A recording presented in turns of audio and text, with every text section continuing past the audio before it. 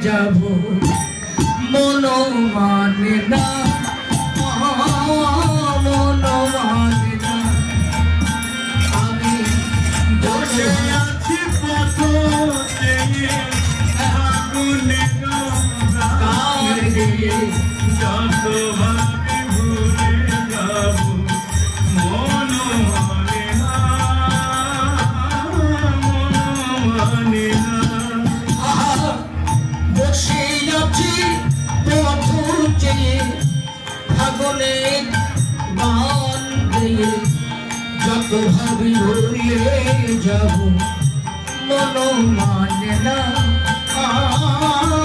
মন মানে না। বসে আছি পথ থেকে আগুনের গান গেয়ে, যত ভাবি ভুলে যাব মন মানে না।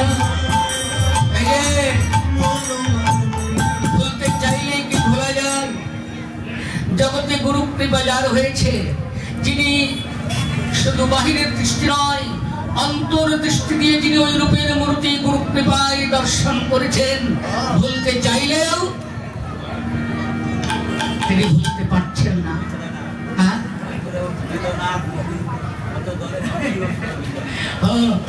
মানে আসলে হেমন্ত মুখোপাধ্যায়ের গান তো আমাদের গাইতে ইচ্ছা করে, কিন্তু আসলে কি তাই হয়? এটা কখনো হয় না। আর বিশেষ করে কীর্তন গাইতে গাইতেই ছট করে হেমন্তের গানে সুর আরোপ করা এত তাড়াতাড়ির কথা না, তাই ইচ্ছা করে গাই কিন্তু হয় না, তাই না? হচ্ছে কিছু কিছু হয়, কেন সম্পূর্ণ হচ্ছে না, মনে হয় গাই কিন্তু আসলে হয় না। আচ্ছা যাক, এরকম একটুখানি মাঝে মাঝে সুটকি মারবো, তাই বলে মনে কিছু করবে না, কেননা দই মিষ্টি খাওয়াতে খাওয়াতে আমি মাঝে মাঝে একটু চাটনির ছ্যাঁকা মারবো, যাতে আপনার উঠে বাড়ি চলে না যান।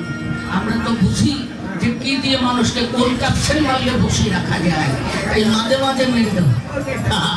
রাধে রাধে, তাই না?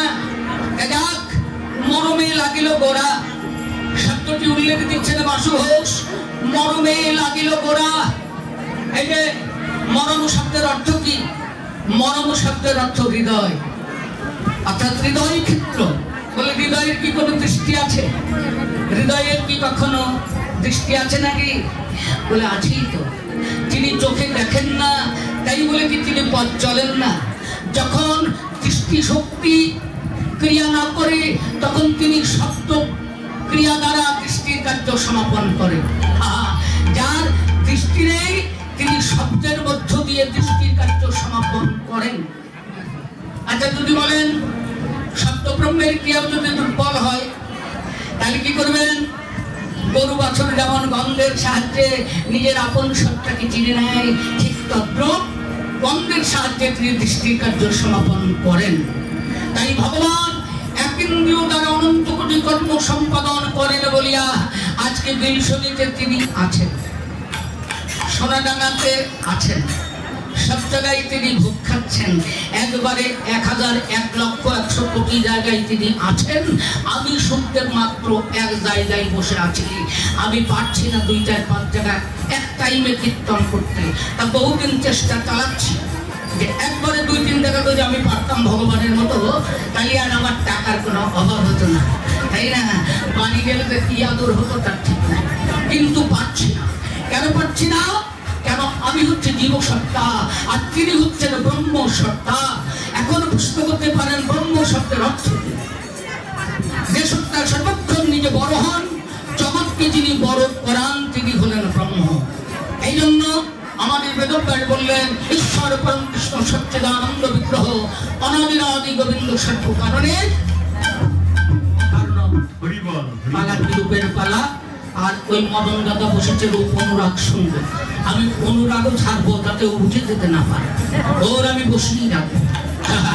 রাধে রাধে। পারে না, পারবে কি বসে?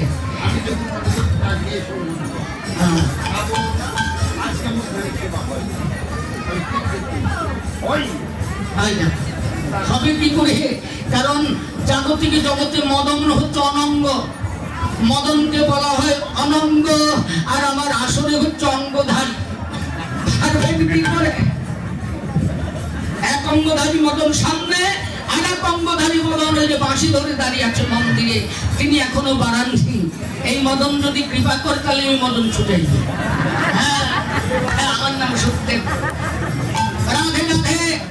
তাই তাই মরমে লাগিল গোড়া না যাই পাশরা। দাদা এই যে বলে একটা আনন্দ হচ্ছে।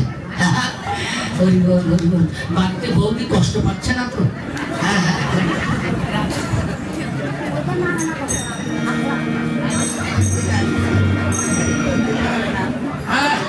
এরকম মাঝে মাঝে দিবেন দাদা। আপনি এমন মাঝে ছুটকি মারবেন যাতে আমার ফ্লো বেড়ে যায়। খালি বাগাবেন, গুঁতো মারবেন, বাছুর যেমন গুঁতো দিলে দুধ ছাড়ে, আমাকে মাঝে মাঝে দুই চার গুঁতো আপনারাও দিবেন। চুট করে বানানো শুরু হবে রাতের কাছে, সে অনুমতি থাকলো। কারণ গীতায় বলেছেন যে তদ্বৃদ্ধি পরিপাতেন অপরিপ্রশ্নেন সেবা উপদেক্ষন্তি জ্ঞানং জ্ঞানীন অস্ত্রত্বদর্শিনা। এটা গীতার কথা, তাই না? ভক্ত আত্মজিজ্ঞাসামূলক, কৃষ্ণ তত্ত্ব জিজ্ঞাসামূলক প্রশ্ন ভাগবত বেদার কাছে বলতে পারবেন, এটি কোনো কথা না। অনেক কীর্তনীয় বলেন আপনি আসলে কথা বলেন কে, আমি বাইরে বাড়াই তারপরে বলেন, কিন্তু বাইরে বাড়ালে তিনি তো একা শুনবেন। আর এখানে যদি আপনি প্রশ্ন করেন তাহলে অনন্ত কোটি সবাই শুনবে, আমাদের জানা হবে, আমার জানা হবে নাকি? আচ্ছা যা, তাই মরবে লাগিল গোড়া, মর্ম মানে হৃদয় ক্ষেত্র। এই হৃদয়ের দৃষ্টিশক্তি রয়েছে। কারণ দেখবেন যখন মন্দিরে কোনো আচার্য ঠাকুরকে ধ্যান করেন, ধ্যানের মূর্তি সামনে রেখে তিনি কিন্তু চক্ষু মুদিত করে ধ্যান করেন। তাহলে কোন দৃষ্টি দ্বারা তিনি দর্শন করেন? এই গহর আকাশে একটি দৃষ্টিশক্তি আছে, যিনি হৃদয়ের সঙ্গে অত্যন্ত সংযোগ রয়েছে, তাই না? সেই দৃষ্টি দ্বারা যদি কেউ দর্শন করে থাকেন, ভগবান বহুতের নাম অপ্রাকৃত গোলক ছেড়ে তখন ভবুকের মাঝে ভক্তির তাই মরমে লাগিল গোড়া না যাই পাশরা। পাশরা মানে ভোলা, বলি ভোলা তো যায় না, আমার গোড়া রূপের মূর্তি ভোলা তো যায় না, আমার গোড়া রূপের মূর্তি ভোলা তো যায় না। যত ভুলি ভুলি মনে করি ভোলা তো যায় না, যত ভুলি ভুলি মনে করি ভোলা তো যায় না, যত ভুলি ভুলি মনে করি স্বর্গ মূর্তি ভুলি ভুলি মনে করি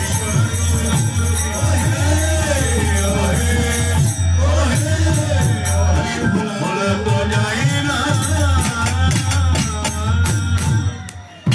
নয়নে অঞ্জন হইয়া বড়াইয়াছে পারা, নয়নে নয়নে অঞ্জন হইয়া লাগিয়াছে পারা। রাধে রাধে। বৈষ্ণবাচার্য বসু ঘোষ তিনি রসিনা হাতে কলম ধরেছেন যে নয়নে অঞ্জন হইয়া লাগিয়াছে পাড়া। তো পাড়া মানে কি? পাড়া শব্দের অর্থ কয়েকটা ডয়বেন্দ্র একার পাড়া। পাড়া মানে গ্রামের কয়েকটি ঘর দিয়ে যখন একটি গোষ্ঠী নির্মাণ হয় তাকে পাড়া বলে, তাই তো? এটা হলো পাড়া। আর কয়েকটা পাড়া মানে যে সত্তা এই যে আরশি তৈরি করে নিজের আত্মসত্তাকে দর্শন করায়, যেমন আয়নার পিছনে পাড়া থাকে, তাই না? পাড়া না থাকলে কিন্তু আপনি আপনাকে দেখতে পারতেন না। আজকে গৌরূপের মূর্তির মাঝে সেই আত্মস্বরূপটা দর্শন করবার জন্য বৈষ্ণবাচার্য আমাদের বাসুদেব ঘোষকে নিপুণ হাতে তিনি শব্দগুলো যোজনা করেছেন। ভেবে দেখুন যে কত বড় সাধনার ফলে আজকে তিনি এই কলমগুলো দিয়েছেন আমাদের জন্য, কত সাধনা করে। নয়নে অঞ্জন হইয়া লাগিয়াছে পাড়া। তাই কবিগুরু রবি ঠাকুর বললেন, অসীমের মাঝে সসীমের তুমি বাজাও আপন সুর, আমার মাঝে তোমার প্রকাশ তাই একদম মধুর।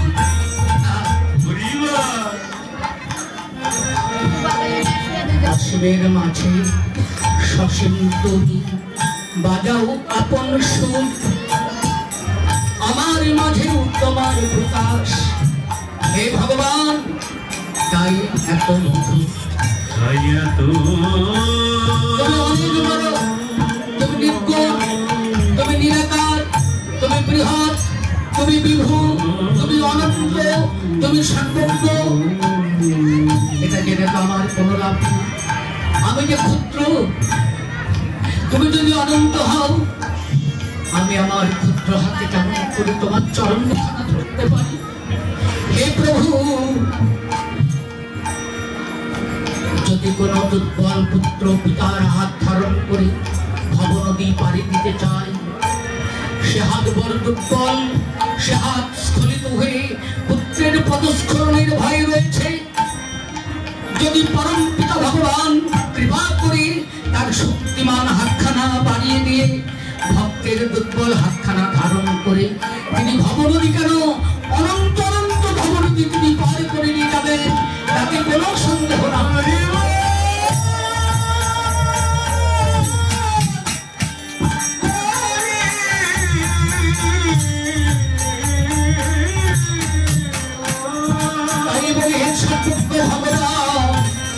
তুমি যুগে যুগে এসেছ রাম আদি অবতারে, ব্রজে নানা অস্ত্র ধরি রাবণাদি করিলে সংহার, কিন্তু এবে অস্ত্র না ধরিলে প্রাণে কারণা বধিলে চিত্ত শুদ্ধি করিলে সভা। চিত্ত শুদ্ধি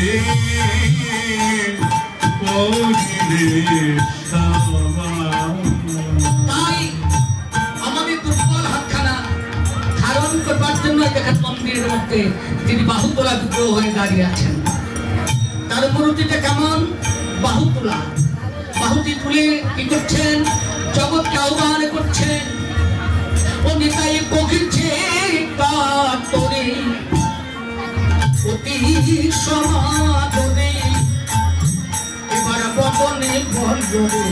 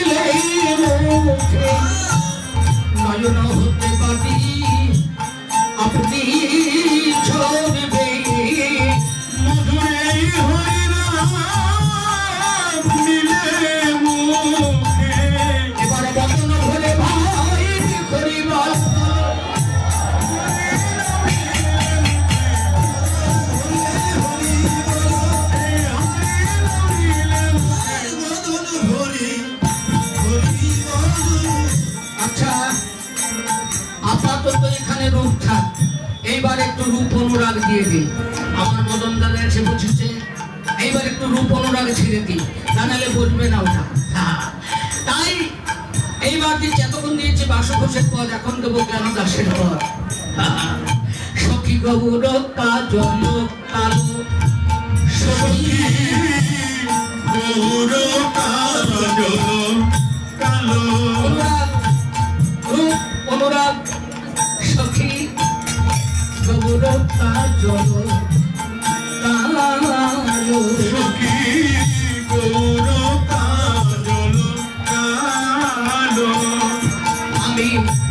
অঞ্জন করিয়া চোখে পড়িতা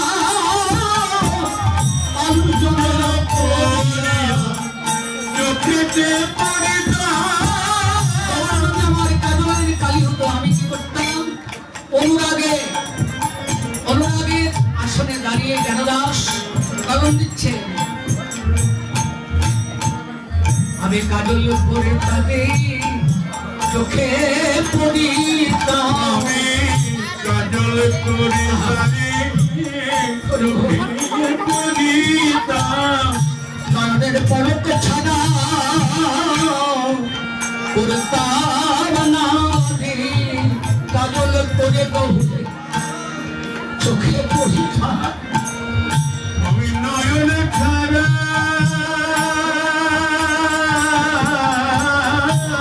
করতাম না কাজল করে নয়নে পড়িতাম। আবার ভাবনা করলেন শুধু কাজল তাই বা হবে কেন? হয়তো আমার বর্ণনার মধ্যে কিছু ত্রুটি থাকতো। আমি গিয়ে গৌরের তুলনা করি, অতুলনীয় গৌরের মাধুরী। আবার বলছে না না হলো না, যদি গৌর হইত ফুল আমার গৌর হইত ফুল, আমার গৌর হইত ফুল, আমার গৌর হইত ফুল। আমি মালাকে গাছিয়া উপাসে পড়িতাম, মালাকে গাছিয়া খোপাতে পড়িতাম, গৌরকে মালাকে পড়িয়া এই উপাসে পড়িতাম, মালাকে গাছিয়া খোপাতে পড়িতাম। মজাইতাম জাতি মজাইতাম জাতি করি। আমি মালাকে গাছিয়া খোপাতে পড়িতাম, মজাইতাম জাতি ফুল, মজাইতাম জাতি ফুল। আমি মালা করে তাদের খোপাই পড়িতাম, মালা করে তারে খোপাই পড়িতাম। আমি শিরে ধরে তাদের সদাই রাখিতাম, মালা করে তাদের খোপাই পড়িতাম। আমি শিরে ধরে তারে সদাই রাখিতাম, মালা করে তারে খোপাই পড়িতাম। আমার বলছে না না বুঝি আমার পূর্ণ বর্ণনা হলো না, আমার ভাবছে পূর্ণ হলো না। হে গৌর করি তুমি শুধু ফুল নাও গৌরে হে, যদি গৌর হইত সোনা গৌর হইত সোনা, আমার গৌর হইত সোনা, আমার গৌর হইত সোনা। আমি মালাকে করিয়া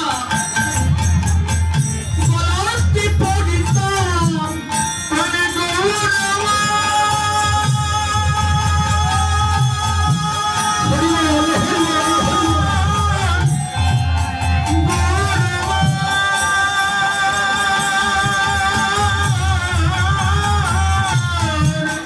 মালাটি করিয়া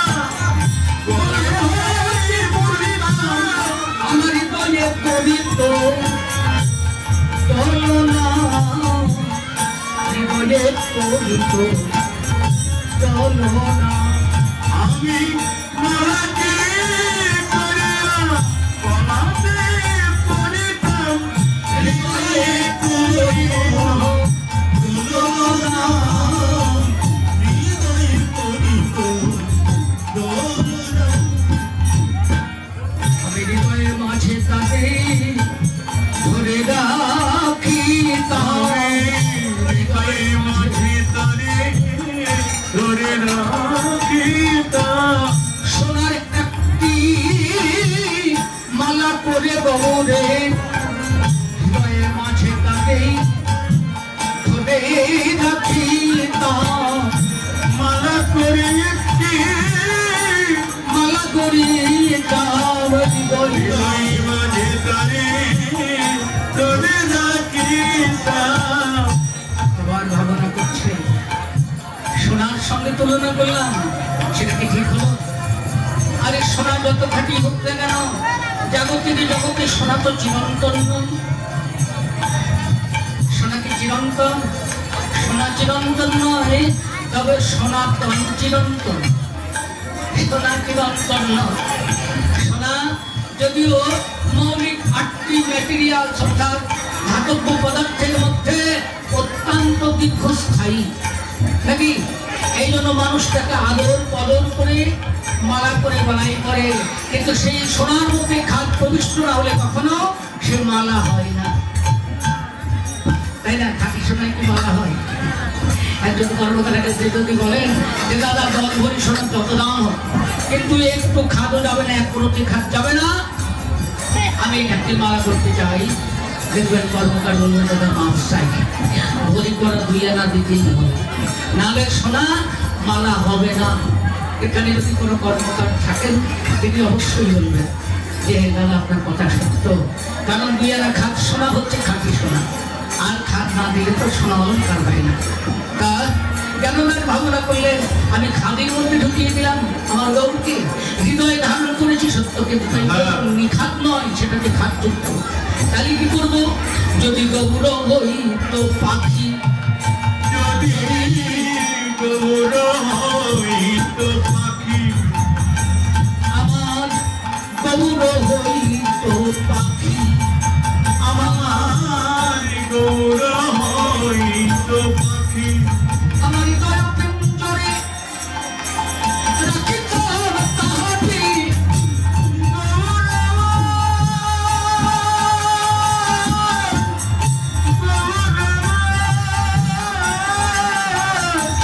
আমার হৃদয় পিঞ্জরে রাখিত তাহাটি, সবাই করিত ডাকাডাকি, সবাই করিত ডাকাডাকি। আমার হৃদয় পিঞ্জরে রাখিত তাহারে, সদাই ডাকা ডাকি, আমার হৃদয় কৃষ্ণ নামে বলি বলি তো, কৃষ্ণ নামে বলি বলি তো। আচ্ছা তা তো বলতো, কিন্তু কথা একখানা ভিতরে লেগে গেছে, না বললে যে পারছি না, অনেক কথা পেটের মধ্যে এখন খালি ঘুর ঘুর ঘুর ঘুর ঘুর ঘুর। একটু না বললে নয়, মানে একজন হ্যাঁ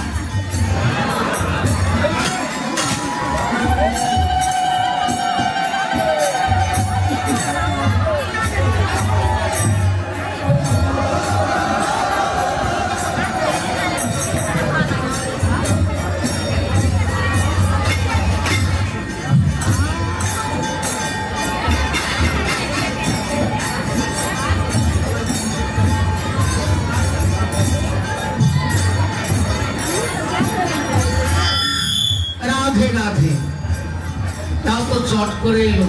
হ্যাঁ, আমার দশার কারেন্টের দশা বর্তমান এক, এই আছে আছে নাই, আছে আছে নাই, আছে আছে নাই, কারেন্টটাও তো আসে, আর আমি মাঝে মাঝে একেবারে আসি না, এই একটা অবস্থা বুঝলেন। যাকে ধৈর্য ধরে বসো, তাই না? কি কথা যেন বলতে চাচ্ছিলাম, মানে এক সৌদাগর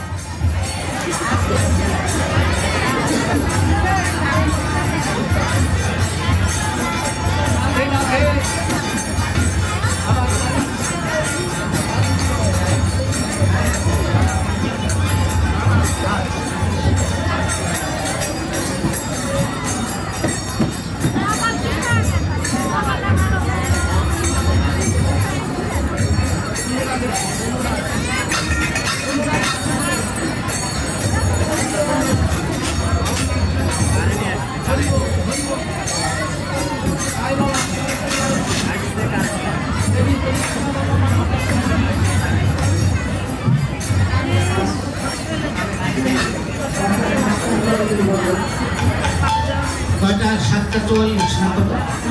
8টা 8:44, 1 ঘন্টা বেশি। ওই সব কথা বলার টাইম নেই। আচ্ছা যাক, বলতে থাকি দেখি কত দূর যায়, দেখা যাক কত দূর যায়, তাই না? বলছিলাম সদাগরের কথা। এক সদাগর এক ময়না পাখি পুষতেন, বড় আদরের ময়না পাখি। হ্যাঁ, আদরের ময়না পাখি সদাগর পোষেন। তা সদাগররা যখন বাণিজ্যের নৌকা ছাড়েন তখন 2, 4, 6 মাস 1 বছরের মধ্যে আর বাড়ি ফেরেন না। তা যাবার বেলায় বাড়ির সকল সদস্যকে বললেন, আমি তো 6 মাস থাকবো না, ভিন দেশ থেকে বহু বাণিজ্য করে ঘরে ফিরবো। তা হিন্দিতে বললেন, তোমার জন্য কি আনবো? যে বাংলাদেশ থেকে এখানে টাঙ্গাইল শাড়ি। ছেলেকে বললেন, বাবা তোর জন্য কি? বলে, আমার জন্য একটা জামার পিস কিন্তু জাপানি। বাবা। মেয়েকে বললেন, মা তোমার জন্য কি? বলে, দাদার জন্য যদি জাপানি জামার পিস হয়, আমার জন্য রাজশাহী সিল্ক। মানে যার যার ইচ্ছা বাবাকে বলতে লাগলেন। এবার আসার বেলায় ময়না করছে, বলে, ময়না তুই কি কিছু নিতে চাস? বলে, সবাই যখন বাড়ির সব সদস্য যখন কিছু নিতে চায়, আমিও তো কিছু চাই। তাহলে বল কি চাস? বলে, আমি আর কি চাইবো, আপনার কাছে একটি কথা বলি। হে মহাত্মন, আজবার কালে আপনি আমাদের কোনো স্বজাতি যদি পথে পান, আমার স্বজাতি, আমি তো খাঁচায় বাঁধা আছি, স্বজাতির সময় কোনোদিন আমার সাক্ষাৎ হয় না। স্বজাত শুনেছি পরম গুরু, কোনোদিন তো দেখা হয় না। আমার বার্তাটি দিবেন যে তোমাদের মতো একজন স্বজাতি অর্থাৎ একটা ময়না পাখি আমার সোনার খাঁচায় বাঁধা আছে। বলে, তারপর বলে, তারা যদি কোনো বার্তা আপনাকে দেয়, সেই বার্তাটা আমার জন্য একটু বহন করে আনবেন। এইবার সদাগর চলে গেলেন। বলে, ঠিক আছে ঠিক আছে, আর কিছু চাস না? খালি বার্তা? আরে তুই কিছু চা? বলে, আর কি চাইবো? এই তো বড় চা, দিন, এটাই আগে দিন। এইবার সদাগর বাণিজ্যের তরি ছেড়ে দিয়ে তা 6 মাস 7 মাস 8 মাস 10 মাস পরে ঘরে ফেরার সময় এইবার মনে পড়েছে, তাই তো ময়না পাখি তো বলেছিল সবার জন্য সবকিছু দাম, কিন্তু ময়না বলেছিল আমার কোনো স্বজাতির সঙ্গে দেখা হলে আমার কথাটি তাকে দিন, আর আমার জন্য তারা কি বার্তা পৌঁছায় সেটা একটু আমাকে বলবেন। এইবার আসার সময় দেখে একটি বনের ধার দিয়ে নদী মোহনা চলেছে। সেই পথ দিয়ে নৌকা যাবার বেলায় তাকে কতগুলো ময়না পাখি একটি গাছের ডালে বসে ট্যাক ট্যাক ট্যাক ট্যাক করছে। উনি সেখানে নৌকাখানা নগর করে নেমে গিয়ে বলে, নব ময়নাগণ, তোমাদের মতো আমার ঘরেও একটা ময়না পাখি সোনা আছে বলে সোনার খাঁচায় বাঁধা আছে। তা তারা বলছে, ময়নাটি বলেছে যে তোমরা তার জন্য কি বার্তা দিবে। এই কথা যেই বলেছে, একটি একটি করে ময়না গাছ থেকে পড়ে পড়ে একেবারে সিদ্ধ ফিরতে হয়ে মরে পড়ছে, মানে মরে মরে যাচ্ছে।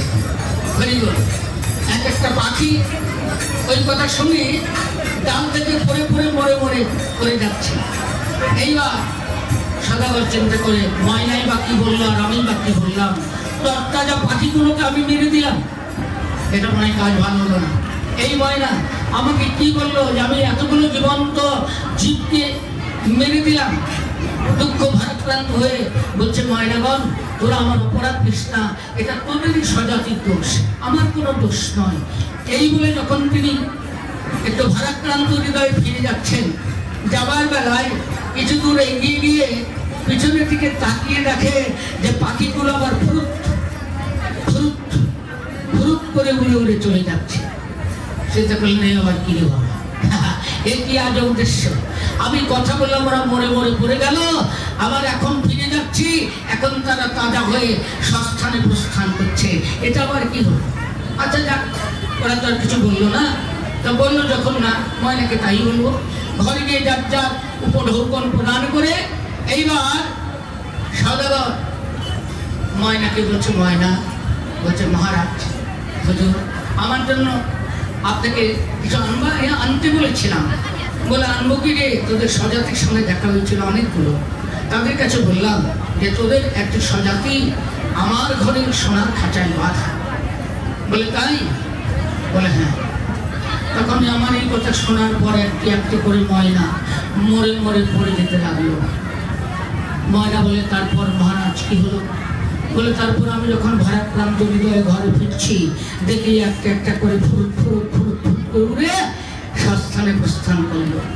এবার ময়না বলে যে প্রভু হুজুর, আমার কথা সমাধান হয়েছে, আমার কথা যেটা প্রয়োজন ছিল আমি পেয়েছি, আমি অনেক আনন্দিত। আমার জন্য যে বার্তাটি আপনি আনলেন, আমার অত্যন্ত গুরুত্বপূর্ণ সংবাদ আপনি দিলেন। ঠিক আছে, আপনার চরণে প্রতি নমস্কার। যাই হোক, এইবার সদাগর আহার আদি করে রাত্রিকালে শয়ন করে সকালবেলা ময়না পাখিকে যখন দুধ ছোলা দিতে এসেছে, দেখে যে ওনার খাঁচার ময়না পাখিটি মৌরে সাতপাট হয়ে পড়ে আছে।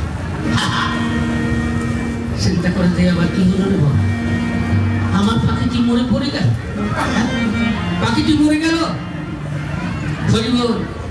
এ কি হলো? আহা, তখন ময়নাকে বুকে ধারণ করে মাথায় কত হাত বুলালেন, বললেন ওরে পাখি,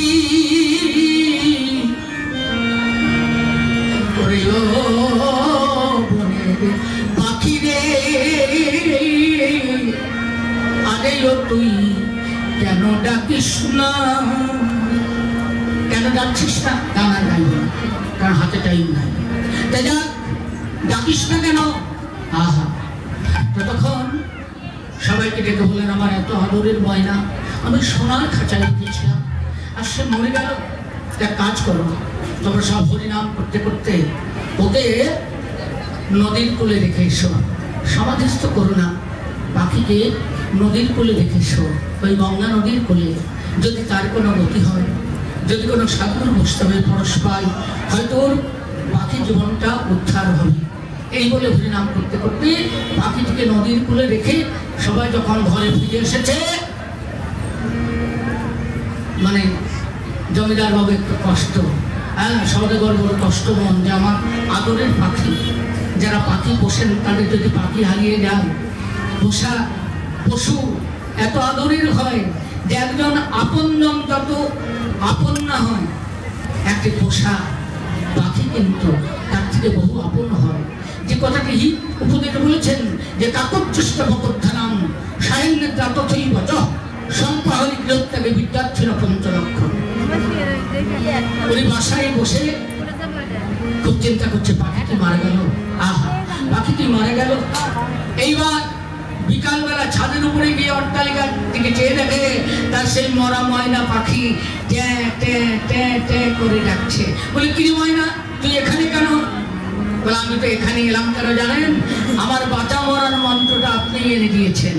কারণ মরার আগে যারা মরে থাকে তাদের জীবনটা নিবার জন্য জন কখনো আসতে পারে না। তাই আপনার ঘরে সোনার খাঁচায় বাঁধা থাকলেও আজ আমি মুক্ত বিহঙ্গ, মুক্ত মনে মুক্ত আকাশে আজ হরিনাম করে আমি আমার পক্ষময় জীবনকে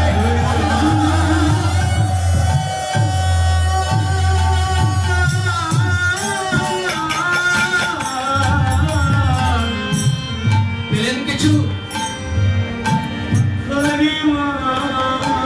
এই বদ্ধময় সংসারে মুক্তির পথ সামান্য একটি ময়না পাখি দেখিয়ে দিল, আর আমরা এই বদ্ধতা কাটাতে পারছি না।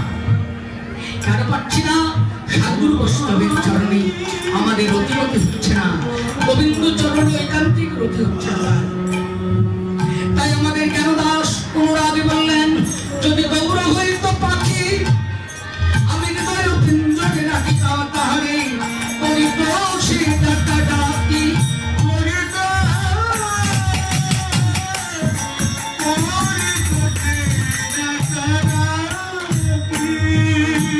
হরিনামের বলি বলিত আর তার বদনে আমি কৃষ্ণ নাম শ্রবণ করতাম। গুরুরূপে গৌর আমার পাখি হয়ে হৃদয় পিঞ্জরে যদি অবস্থান করত, আমার মানব জীবন খানা খন্ড হতো।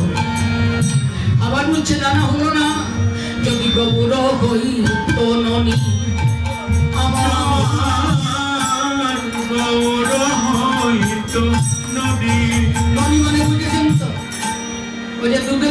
হলুদ জ্বালালে একটি সর করে না, ওকে বলে ননি। ননি মন্থন করলে কি হয়? কি ওঠে বাবা? মাখন হয়। মাখন মন্থন করলে কি হয়? কি হয়? ঘি হয়, তাই না? হরিবল দুধে নির্যাস, তাই না?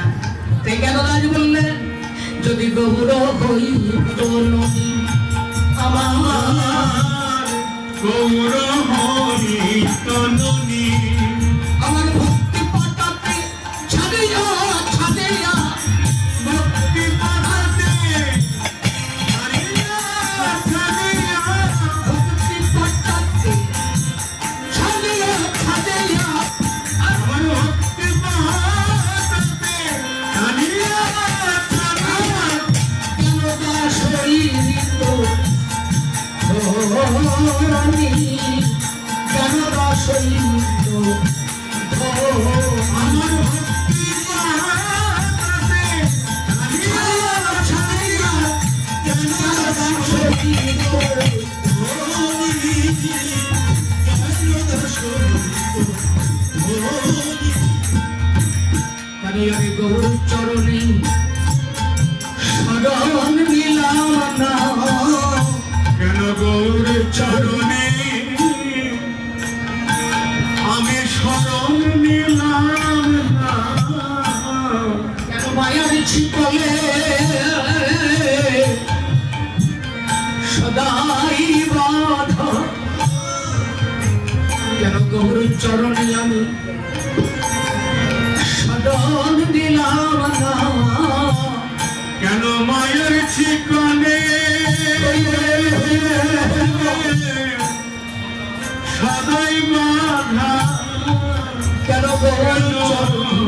গৌর চরণে শরণ নিলাম না, ভগবর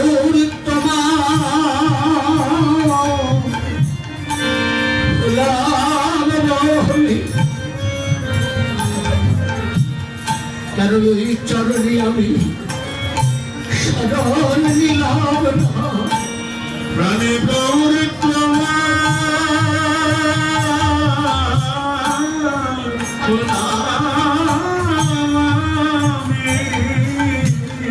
কেন গৌর চরণে শরণ নিলাম না, গৌরা আমি তোমার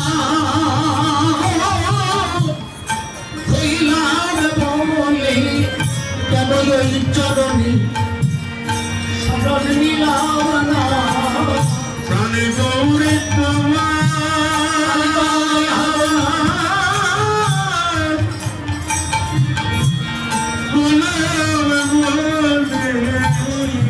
ওই চরণে তোমার ওই চরণে শরণ নিলাম না, গৌরামি তোমার হলাম বলে কেন গৌর চরণে শরণ নিলাম না, গৌরবে তোমার হলেন বলে কেন ওই চরণে কেন শরণ নিলাম না, গৌর তোমার হলাম বলে ওই চরণে শরণ নিলাম না,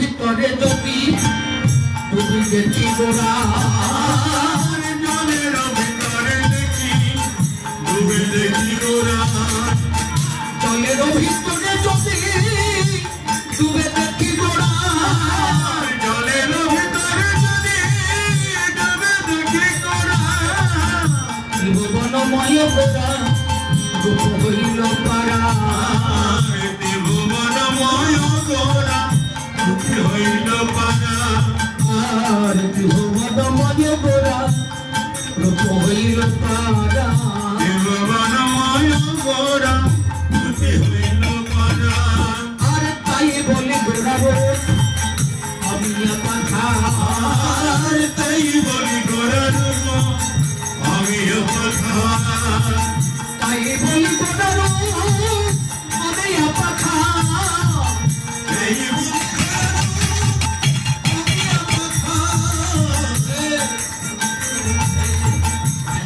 প্রণাম করতে আসল তাই বলি গোরারো পামিয়া কথা এই যে কৃষ্ণময় কৃষ্ণদার ভিতরে বাহিরে যাহা যাহা নিত্য পরে তাহাই কৃষ্ণ স্ফুরে অনুরাগের এই কথাটা অর্থাৎ অনুরাগী যেটাকেই তাকাবেন সেদিকেই গোরারো যে কথাটি বিবেকানন্দ বললেন যে বহুরূপের সম্মুখে তোমার ছাড়ি কোথা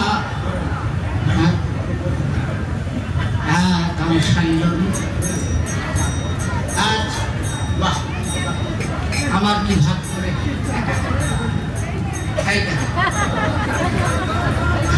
আমি তো কীর্তন করি কিন্তু আমার যে মনির মা খালি টাকা গো দেখ ভালোই করলে বাবা হ্যাঁ টাকা কৃষ্ণ কৃষ্ণ কৃষ্ণ টাকা টাকা যাই বলে এই টাকার থেকে লক্ষ্য কিন্তু দেখেন না শোভন যত পরিহিত লক্ষ্য তার ভাড়ায় যাক তাই বলি গোরারো পামিয়া পাথা আমিও মানে কি আমিও শব্দের অর্থ কি আমিও মানে মধু তাই না পাথার মানে কি পাথার মানে বন্যা কেমন বন্যা যে বন্যার কোনো কুল কিনার নাই কিনার ঘিন কোনো জলরাশিকে বলে পাথার তাই না যার কোনো কুল নাই কিনার নাই তাই না হরিবল কোনো আশ্রয় স্থান নাই সেটা হলো পাথার তাই আজ গৌরূপের মাধুরী শরীর বুকে পাথার রেখেছে যে যত পারেন ডুবে ডুবে এই মকরন্দ পার করে করিয়া এমন অক্ষর হয় কি না হয় তাই বাসুদেব বললেন আমি তাই বলি গোরারো অমিয়া পাথা তাই বলি গোরারো আমি কথা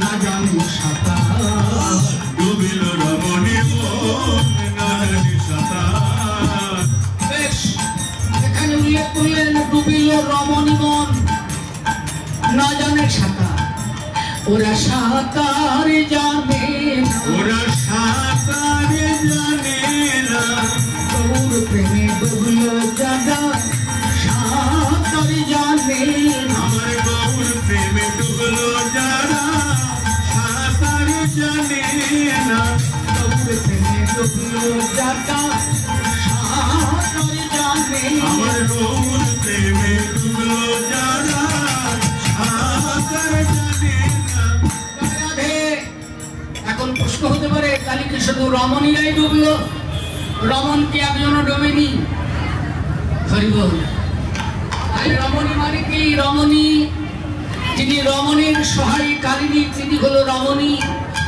সাধারণ অর্থে বলে প্রকৃতি জল নিয়েছেন তাই না তো ডুবিল রমণী মন না জানে সেটা তাহলে কি রমণ একজনও পেল না বলে জগতে যা কিছু সবই প্রকৃতি এক কৃষ্ণ জগৎপতি আর জগতে যা কিছু সবই প্রকৃতি তাই না তাহলে প্রকৃতির স্বভাব কি প্রকৃতির আনন্দ কোথায় প্রকৃতির আনন্দ পুরুষের পরশে পুরুষের পরশে প্রকৃতির আনন্দ এখন বললেন পুরুষ প্রকৃতির মিলন কি বিশেষ ইন্দ্রিয়ের দ্বারে না তিনি এই জগতে গীতার মধ্যে বললেন প্রকৃতি দুই প্রকার একটি হলো পরা আরেকটি অপরা তাহলে পরা প্রকৃতি কোনটা পরা প্রকৃতি হচ্ছে জীবাত্মা আর অপরা প্রকৃতি কোনটা এই দেহ প্রকৃতি এই দেহ প্রকৃতি কয় তত্ত্ব দ্বারা গঠিত 24.5 তত্ত্ব দ্বারা অর্থাৎ পঞ্চবিংশতি তত্ত্বে এই প্রকৃতিময় দেহ গঠিত। তাহলে এর মধ্যে দুইটি প্রকৃতি আছে, এটা জড়া প্রকৃতির আশ্রয়। এর মধ্যে ভাগবত বললেন প্রকৃতি তিন প্রকার, একটি জড়া প্রকৃতি, আরেকটি হচ্ছে মহাপ্রকৃতি। আর মহাপ্রকৃতিতে যিনি আছেন তিনি হলেন পরমা প্রকৃতি। যদি টাইম পাই তাহলে এই তিনটেও আমি ব্যাখ্যা করার চেষ্টা করব, যদি একটু টাইম পাই। আর যদি পরবর্তী দল এসে দাঁড়িয়ে যায় তাহলে একটু সমস্যা, তাই না? বহু কথা বলা রয়ে গেছে, তাই না? রাতে রাতে দেখা যাক কতটুকু দিতে পারে। তাই প্রকৃতির পরশ হচ্ছে পুরুষের পরশে, তাই না? এখন পুরুষ কাকে বলে? জগতে যার পৌরসত্তা আছে তিনি হলেন পুরুষ। সাধারণ অর্থে বলে যে সত্তা সর্বক্ষণ প্রতিনিধিত্ব করতে শক্তিমান, যিনি প্রতিনিধিত্ব করেন তিনি পুরুষ। বিশেষ অর্থে আরো বললেন এই প্রকৃতিকে আনন্দবর্ধন করতে যিনি সর্বক্ষণ শক্তিমান জগতে তিনি হলেন একমাত্র পুরুষ। সেই পৌরুষত্ব জীবের তো নেই, দেবতাদের আছে কিনা সন্দেহ, দেবতাদেরও নেই। একমাত্র কৃষ্ণ ছাড়া অনন্ত কোটি প্রকৃতির আনন্দবর্ধন করবার মতো শক্তি অন্য কোনো পুরুষের নেই। তাই কোটি গোপী নয় কৃষ্ণ কারণের পাপন, এই হেতু অনুমানী শিরাধার গুণ। যাকে এই ব্যাখ্যার আমি করবো না, কারণ এর পরবর্তীতে রাস আছে, রাস এটা যথাক্রমে ব্যাখ্যা করবেন, আমরা সবাই থাকবো, তাই না? আমি খালি একটুখানি মানে মাঝে মাঝে গুঁতো মেরে থুয়ে যাবো, যাতে আপনারা শোনার জন্য আগ্রহী হন। আমি একা সব বললে তো হবে না, পরবর্তী আলারাও যাতে বলবে, আর বলার মতো স্কোপটা যাতে আপনারা তৈরি করে দিতে পারেন, এই জন্য মাঝে মাঝে একটু বাসুরের মতো গুঁতো মারবো খালি। রাধে রাধে, হ্যাঁ জয় রাধে। তাই ডুবিল রমণী মন না জানে সাঁতার, আধে বাসুদেব ঘষে পকে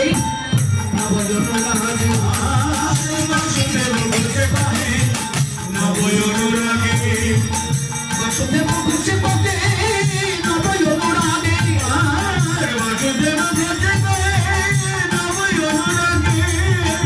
সোনার বরণ বহুরামা হৃদয়ে মাঝে সোনার বরণ বহুরামা হৃদয় মাঝে জাগে,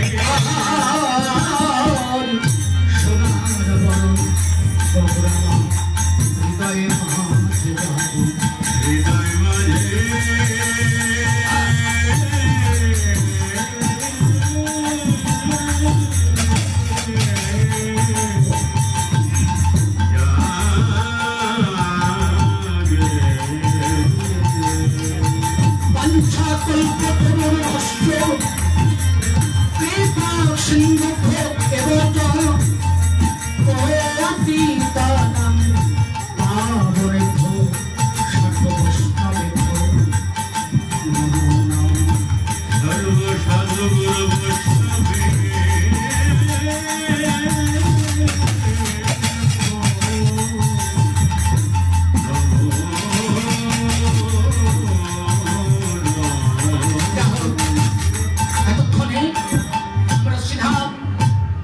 নবদ্বীপ লীলায় নদিয়া লীলায় গৌরচন্দ্রকে আস্বাদন করেছিলেন। পালাটি ছিল রূপ, এই রূপের বা রূপ অনুরাগের পালায় আমরা দুইটি গৌরচন্দ্র আস্বাদন করলাম, একটি রূপ আর একটি রূপ অনুরাগ। এই দুইটি পদ আস্বাদন করে এখন আমরা নিত্য লীলাস্থলে বৃন্দাবন ধামে প্রবেশ করব। তাহলে কিভাবে যাব বলুন? কিভাবে যাবেন? ঠেলা গাড়িতে না ইঞ্জিনওয়ালা গাড়িতে? কোন ভাবে যাবেন? তাই বলে আমি বলবো না যে আমি আপনাদের কান্নারি হয়ে নিয়ে যাবো, আপনারা হাত তোলেন, তা কিন্তু আমি বলছি না। কারণ আমি যদি বলি হাত তোলেন তাহলে কিন্তু আমার বাধ্যতা থাকে, আমরণ পর্যন্ত আমার বাধ্যতা থাকতে হবে, যতদিন পর্যন্ত আপনার বৃন্দাবনে না যেতে পারবেন, তাই না? তা বলছি না। যদি কখনো প্রেমে হাত উঠে যায় তখন আর না তুলে থাকতে পারবে না, তাই না? তাহলে রাধে রাধে, আসুন এবার প্রেমানন্দে বৃন্দাবনে যাওয়া নয়। বৃন্দাবনে যাবেন কোথায়? এটাই বৃন্দাবন হয়ে যাবে। এতক্ষণ ছিল নবদ্বীপ, এখন এই ধাম হবে বৃন্দাবন, যাহা নবদ্বীপ তাহাই বৃন্দাবন। আসুন রাধা কৃষ্ণ বলে দুটি বাহু তুলে চলো মধুর বৃন্দাবন। রাধা কৃষ্ণ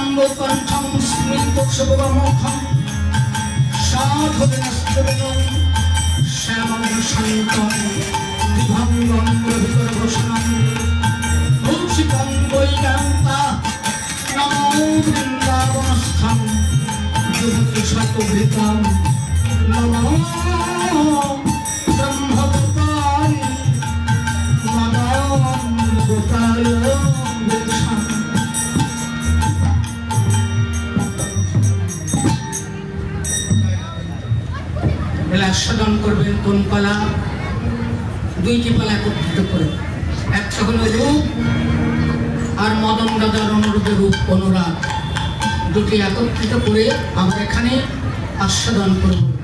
এখন ভক্তের কাছে প্রশ্ন যে রূপ তো আপনারা শ্রবণ করবেন, রূপ শব্দের অর্থ কি? যে পালাটি শুনবেন তার সর্বর্থটা কি, এটা তো আগে আপনাদের জানা দরকার, তাই না?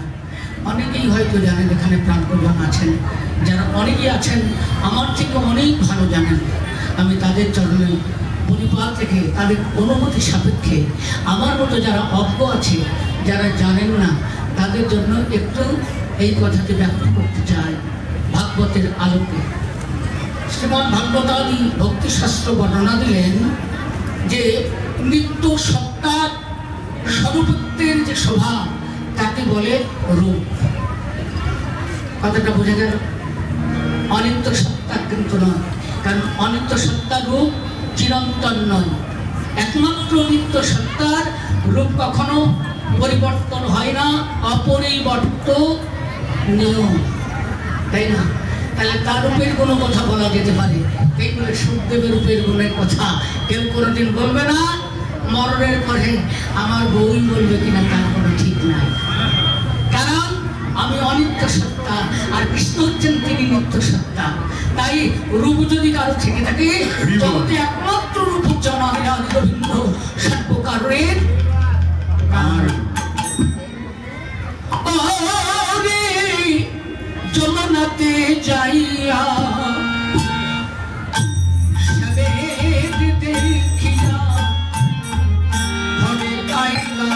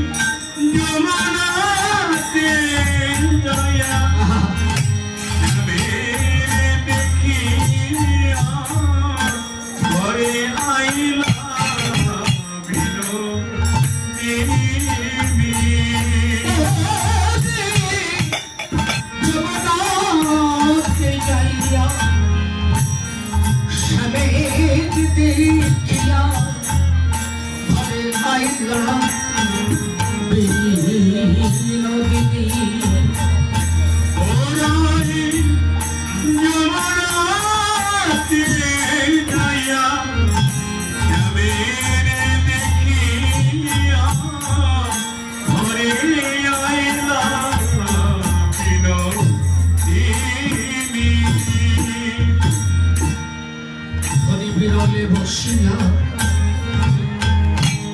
কাঁদিয়া কাঁদিয়া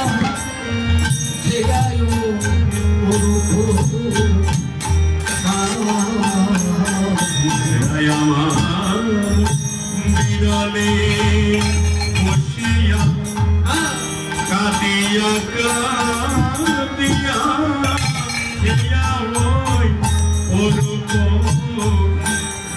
অরূপ বসিয়া কাঁদিয়া কাঁদিয়া জয়ালো অরূপ ধরি আমার বিরলে বসিয়া কাঁদিয়া কাঁদিয়া জয়ালো অরূপ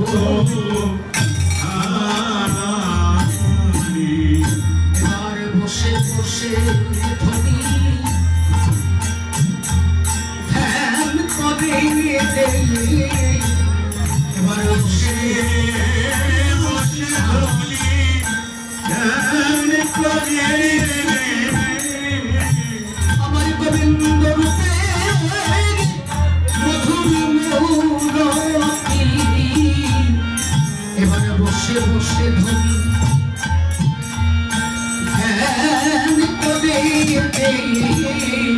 আমার আমার গোবিন্দ রূপে মধুর মূরতি এবারে বসে বসে ধনী ধ্যান করে গোবিন্দ রূপে মধুর মূরতি গোবিন্দ রূপে মধুর মূরতি আরে বসে বসে ধ্যান করে কারাধে যমুনাতে যাইয়া শ্যামেরে দেখিয়া কোথায় দেখলেন? ওই জলের আরশিতে সই দেখি বন্ধুর মুখ। আছে না একটি গান, বাংলা গান, তাই না? জলের আশীর্বাদে দেখেছিলেন, জলময় রূপ দেখেছিলেন, তাই গিয়ে যমুনাতে যাইয়া। যমুনা অর্থাৎ ভক্ত যখন কুলকুণ্ডলী ভেদ করে সংস্কার মুখী উচ্চারণ সংস্কার ভেদ করে তখন ভগবান নেমে এসে যেখানে মিলন হয় সেই হৃদয় ক্ষেত্রটাই হচ্ছে যমুনা। তাই এই যে যমুনাতে যাইয়া শ্যামেরে দেখিয়া, কাকে দেখলেন? কাকে দেখেছেন? বদ্ধরূপখানা কেমন? বলে শ্যাম সুন্দর। বলে শ্যাম সুন্দর কেন? দেখবেন কোটি বর্ণ যখন একত্রিত হয়, সেই বর্ণের যে রূপ ধারণ করে, যে বর্ণটি প্রতিভাত হয়, তাকে বলা হয় সামরূপ। তাই না? এই যে কেন গোবিন্দের বর্ণটি শ্যাম, কেন তার নামটি শ্যাম? অনন্ত কোটি বর্ণ, বর্ণ মানে রং, আবার অনন্ত কোটি বর্ণ মানে আক্ষরিক সত্তা যখন একত্রিত হয়, দুই সত্তা মিলিত হয়ে যে বর্ণ বা রং উৎপত্তি করে, যে নামের উৎপাদন করায়, সেই সত্তার নামই হচ্ছে শ্যাম। অনন্ত কোটি রস যখন একত্রিত হয়, তাকে বলা হয় শ্যামরস।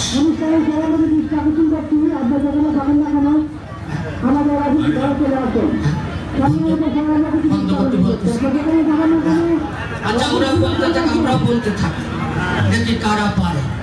ওরা পারে না, আমরা পারি। এখন কারা পারে? হাঁস পারে, মুরগি পারে, আমরাও পারি।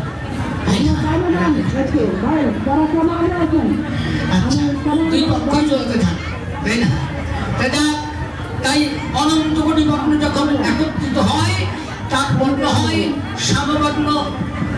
অনন্ত কোটি বর্ণ মানে অক্ষর যখন একত্রিত হয়, সেই বর্ণের যে মন্থিত একটি নাম, সেটাই হচ্ছে শ্যামনাম। অনন্ত কোটি রস যখন একত্রিত হয়, সেই রস হয় শ্যামরস। কথা খুব করে বুঝে নেন, পালাটি কিন্তু রূপের পালা। আমি অত তাড়াতাড়ি ছাড়বো না, তাই না? অতএব চুপচাপ বসে থাকুন, আর চুপচাপ আমার এই কথাগুলো খেতে থাকুন, তাই না? কথাই বলে না, ও গো সাতটি রঙের মাঝে আমি খুঁজে না পাই, জানি না তো কেমন করে কি দিয়ে সাজাই। সাতটি রঙের মাঝে আমি খুঁজে না পাই, জানি না তো কেমন করে কি দিয়ে সাজাই। খালি আধুনিক গান, গানের মধ্যে তত্ত্ব আছে বাবা। গান হলেই হবে না, যে সপ্তব্রহ্ম জ্ঞান প্রকাশক তাকে বলে গান, তাই না? যে সপ্তব্রহ্ম জ্ঞান প্রকাশ করে না, তাকে কখনো কীর্তন বলে না। সেটা তামসিক গান হতে পারে, কিন্তু কীর্তন নয়। যে সপ্তব্রহ্ম প্রতিধ্বনিত রূপে তত্ত্ব সত্তাকে প্রকাশ ঘটিয়ে জগতের মাঝে অপ্রাকৃত গুরুর বিহারী ভুলকের মাঝে আগমন করায়, সেই প্রতিধ্বনি হচ্ছে সংকীর্তন। তাই শাস্ত্র বললেন, সংকীর্তন যুক্তি করে কৃষ্ণ ধন, সেই তো সুমেধা সব কারণ। বললেন তো রাধে রাধে। তাই যমুনাতে যাইয়া স্বামীরে দেখিয়া ঘরে আইলা বিনোদিনী, বিরলে বসিয়া। বিরল মানে কি? যেখানে কোনো কর্ম কোলাহল নেই, কারণ ভজন ভজন রমন এতিন অতি কি বাড়াবাড়ি না তো ফোন কোনটা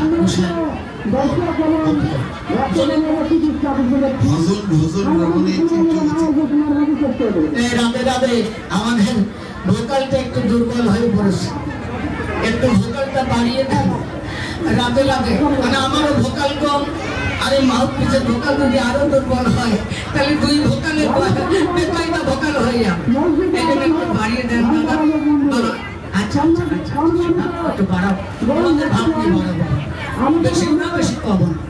আচ্ছা যান, তাহলে কথা বললে বিরলে বসিয়া কাঁদিয়া কাঁদিয়া ধ্যায়। ধ্যায় মানে বসে বসে ধ্যান করছেন। তাহলে ধ্যান কাকে বলে? ধ্যান কি বস্তু? ধ্যান কাকে বলা হয়? অভিষ্ট সত্তার রূপ গুণ লীলা মহিমা অবচিন্তন করে বলে ধ্যান। আর এই ধ্যানময় সত্তার যখন ভাবনা করিবার জন্য অনুষ্ঠানে ভক্ত সমাসীন হয়, তাকে বলে আসন। এই আসন যখন কারণটা প্রাপ্ত হয়, তখন জীবের চিত্তে যে ভাব যাবে, তাকে বলে ধ্রুবানুস্মৃতি। তাকে বলে ধ্রুবানুস্মৃতি, অর্থাৎ ধ্রুব অনুস্মৃতি। এই ধ্রুবানুস্মৃতি যখন আলোকা প্রাপ্ত হয়, জীবের বাহ্যিক সত্তা বিলুপ্ত হয়ে পরম ব্রহ্ম ভগবানের সঙ্গে তখন তার হয় বিলাস। একে বলে লীলা। এই যে কথা বুঝতে পারছেন? এই যে নেন, বুঝে নেন, কারণ কথা না বুঝলে এই যত বুঝবেন তত খুঁজবেন, যত বুঝবেন ততই খুঁজবেন। রাধে রাধে। তাই নিজ করো ধরো রাখিয়া নিজ করো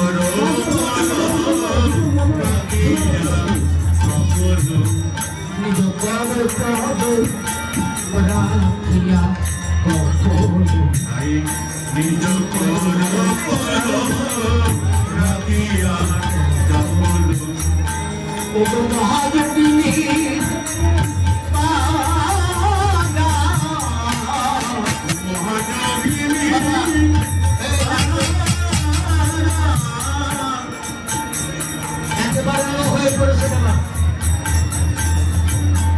জানো মহাযোগিনী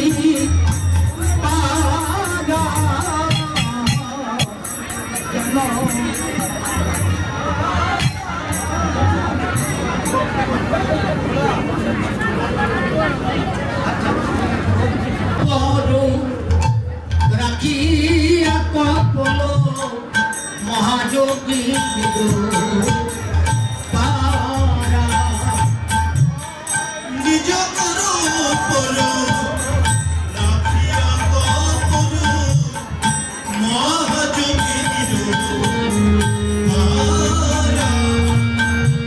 তার দুটি নয়নে বহেছে সবনে দুটি নয়নে বহিছে সবনে শ্রাবণ মেঘেল ধারা শ্রাবণ মেঘেল ধারা দুটি নয়নে বহিছে সবনে শ্রাবণ মেঘ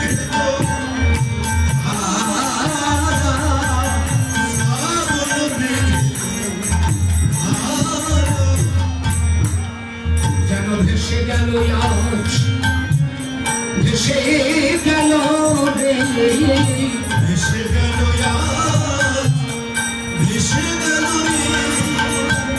আমাদের বিশ্বভানু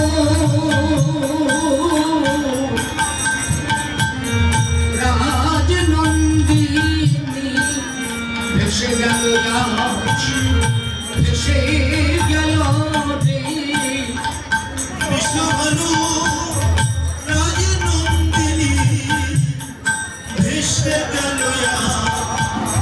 ভেসে গেল রে আজ গোবিন্দ নয়ন দিয়ে ধরি ভেসে গেল আজ ভেসে গেল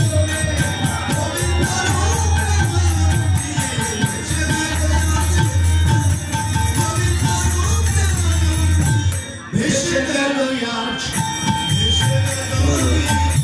শুধু ভেসেই গেলেন না, যেন ভাষায় গেল রে ভাষায় গেল রে ভাষায় গেল রে কৃষ্ণরূপে প্রেম বন্যায় ভাষায় গেল রে কৃষ্ণ রূপের প্রেম বন্যায় ভাষায় গেল রে শ্রীমতী রাধারানী গোবিন্দ রূপে নয়ন দিয়ে শ্রাবণের ধারণ ন্যায় নয়ন বর্ষণ করছে। আর ললিতা বিশাখাকে বলছি, বিশাখা দেখ তো প্রাণ গোবিন্দ আমার ক্ষমতাল পুত্রে তিনি নবলক্ষ ধেনু আর আকাল বালক আদি সঙ্গ করে এই রাজপথ দিয়া বেরোনে রাগ করিতে করিতে তিনি নন্দ ভবনী গমন করেছেন। ও ললিতা ওই মদন বিজয়ী মূর্তিখানা ক্ষমকালীন যত্ন দর্শন করে আমাদের রাধারানী পূজা আজ প্রাণে বেঁচে গিয়ে এবং সদস্য বাজারা জেলা বিএনপি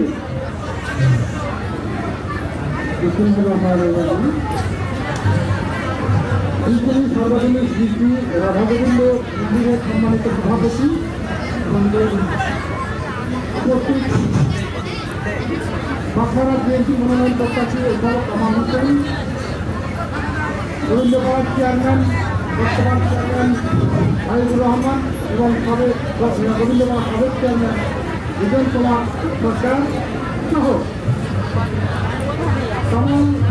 তামালের সদস্যবৃন্দ এবং আজকের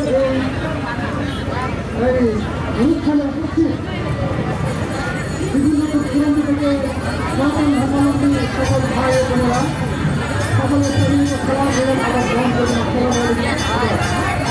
সম্মানিত শুধু আপনারা আমাদের প্রান্তীয় লোকের আমাদের বক্তব্য শুনেছেন আমাদের একজন ভালো মানুষ এটা আপনারা বুঝতে পারছি যারা বাংলাবাসী এবং পার্শ্ববর্তী এলাকার মানুষ যারা তারা বলতে জানেন যে আমার একজন ভালো যদি সে অনুমোদন পায় যদি সে অনুমোদন পায় দয়া করার পর তার প্রতি তার প্রতি কমিটি হবে দয়া করে আপনারা বলতে দিন সেই ক্ষেত্রে আমি আমার বক্তব্য জানি না আপনারা যারা এই অনুষ্ঠান পরিচালনা করছেন শুরু থেকে আজ পর্যন্ত পরিশ্রম করে যে এত সুন্দর একটা আয়োজন করেছে এই জন্য সকল আয়োজন এবং সহযোগী সকলকে আমার পক্ষ থেকে এবং আমার সোহানা ইউনিয়ন এবং বাংলা বিএনপির পক্ষ থেকে সকলকে আন্তরিক ধন্যবাদ জানাই আমার জামানাতে আমার ইউনিয়ন আমাদের আমাদের বিএনপি নেতৃত্বটা যে হিন্দু বা কোনো মুসলিম কোনো শিক্ষার্থী অত্যাচার দিয়েছে আমি কোনো ভালো ইসলাম নাই এর আগে আমি যখন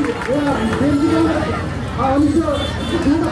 1927 ছিল আমার মনে আছে আমার এই দামিদার স্ত্রী বলবি আমাকে বলছিল দাদা আমি আমি থাকতে পারবো আমি এই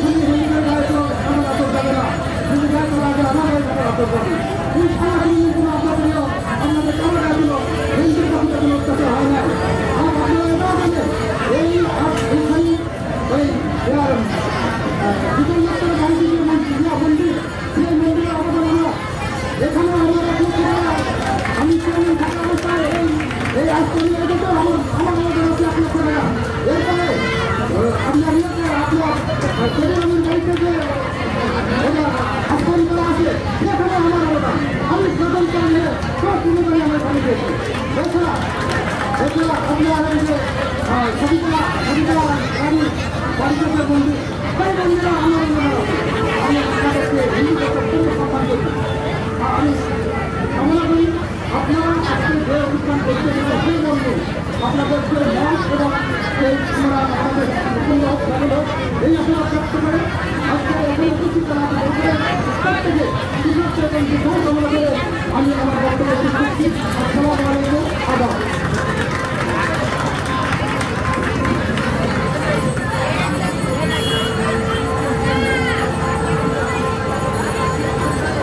ধন্যবাদ ভাইটা সুন্দর বক্তব্য করার জন্য আমরা আমি দিচ্ছি আপনারা চালু করে দেন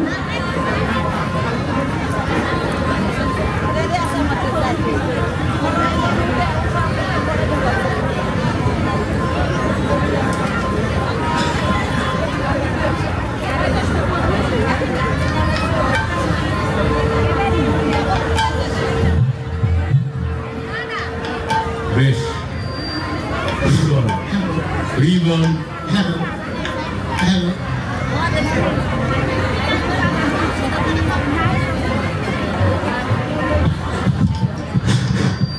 হ্যালো হ্যালো হ্যালো হ্যালো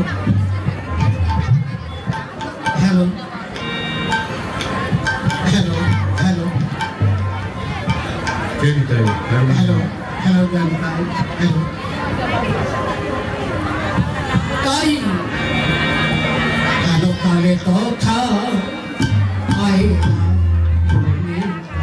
কালো কালে কথা আইলা ললিতা ওকে বিশাখারে পড়ি সঙ্গে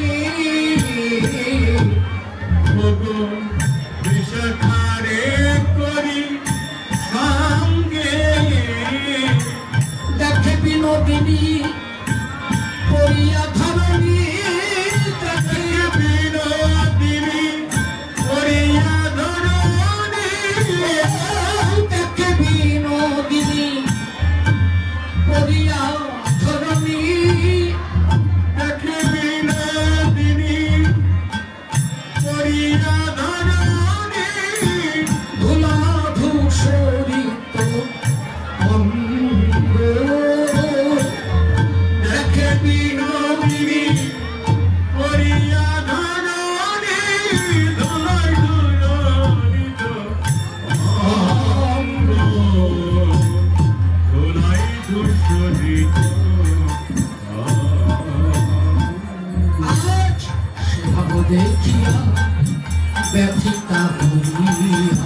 আজ সে ভাব দেখিয়া ব্যথিত হইয়া এবার তুলিয়া লইল কোলে,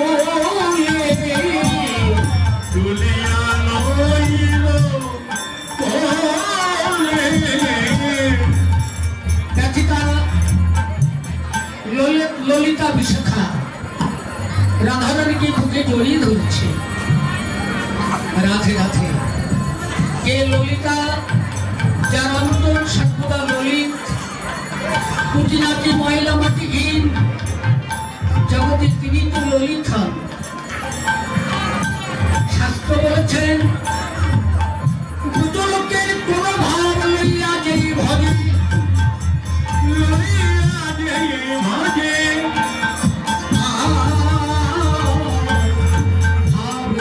দেহ পাইয়া কৃষ্ণ পাইব, কৃষ্ণ পাই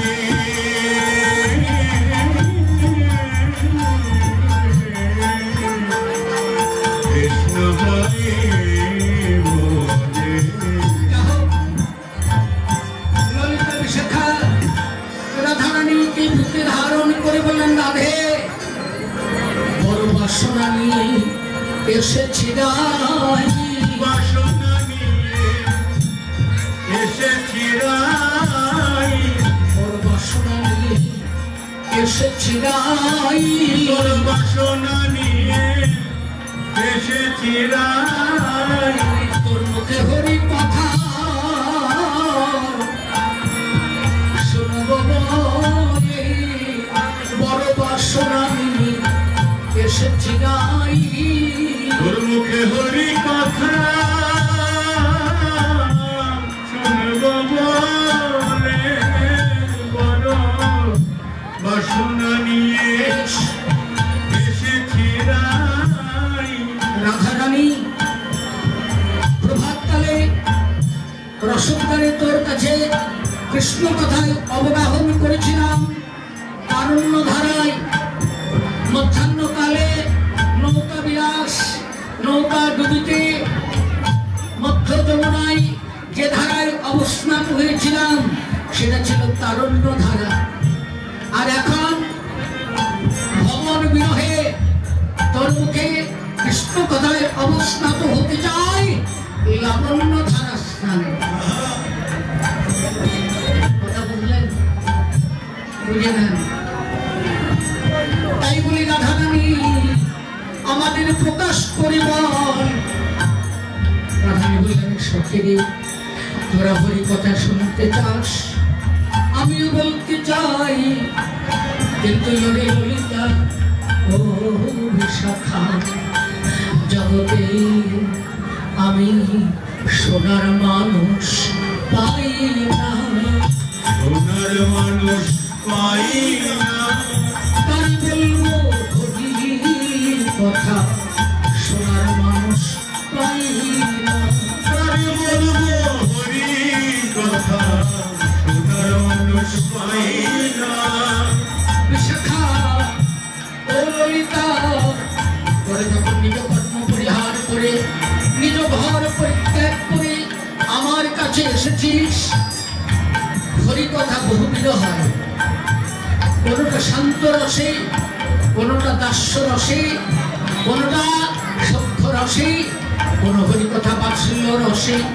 কোনো হরিকথা মধুর রসে, আবার সখ্য হরিকথা হচ্ছে কান্তা রসে। কোন রসে তোরা কোন কথা শুনতে চাস আমায় তো বল। ললিতা বললেন, রাধে আমরা তোর মুখে মধুর রসের কথায় শ্রী গোবিন্দের যে নয়নে তুই রূপমাধুরী দর্শন করেছিস সেই রূপের কথাগুলি তোর মুখে শ্রবণ করতে চাই।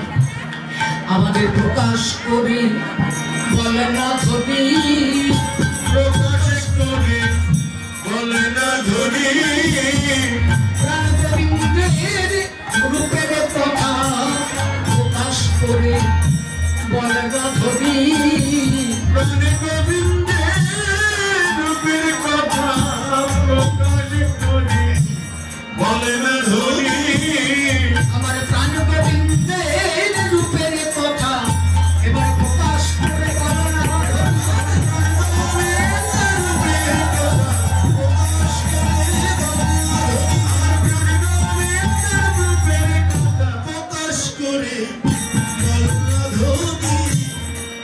রাধানী বলছে সখে গোবিন্দ রূপের কথা এ বড় কঠিন কথা, কারণ যা দেখিনি নয়নে তা বলিব কেমন, নাকি? রাধারানী দেখেছেন, আমি সত্যের তো দেখি নাই, তাহলে কি করে বলতে পারি? যদি রাধারানীর নয়নের সঙ্গে নয়ন মিশিয়ে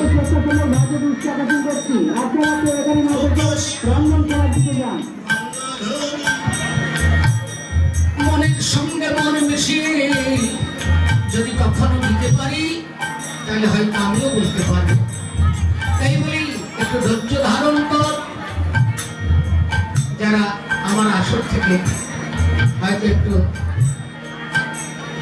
হাত পা সারানোর জন্য উঠেছেন, তারা দূরে না দাঁড়িয়ে থেকে কাছে আসুন, কেননা পূর্বের যে আসরটি সেটাকে তেমন অনেকটাই এলোমেলো, তাই না?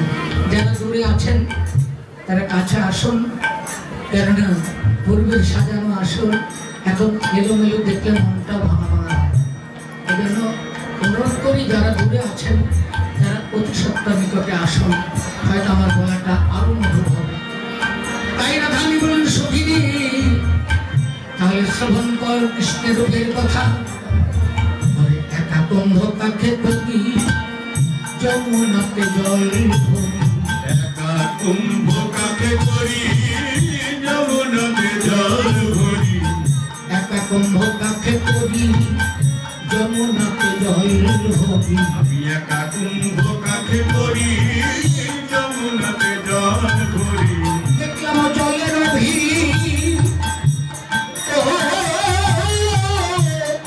তোরে শ্যাম রাই,